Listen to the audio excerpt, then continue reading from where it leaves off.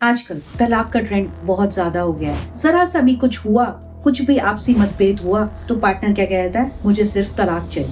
आजकल मैं कहती हूँ कि तलाक तो जस्ट डिस्प्लिन के जैसा हो गया है। जरा सी सिरदर्दी हुई और हम कह देते हैं हमें अब साथ नहीं रहना है, हम अब साथ नहीं रह सकते।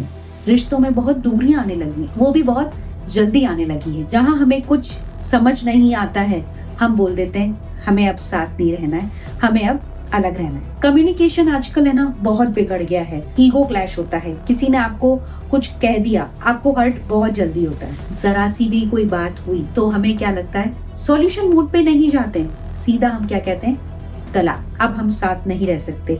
हमारा थॉट पैटर्न बिल्कुल डिफरेंट है। जब हम ये डिवोर्स वर्ड यूज करते हैं तो हमें क्या लगता है, कुछ समय के लिए हमें चैन आ गया है, हम अपनी अकॉर्डिंग जी रहे हैं। लेकिन सच बताऊं तो ये चैन नहीं है, ये कुछ समय का सुकून है। थोड़े समय बाद हमें फिर रियलाइज होता है कि हमें वापस प्रॉब्लम आ रही है। जब हम दूसरी बार सोचते हैं तो हम कितनी चीजों का ध्यान रखते हैं, बच्चों का सोचते हैं, परिवार का सोचते हैं, खुद के बारे में सोचते हैं और नए रिश्ते में जाने से भी डरते हैं।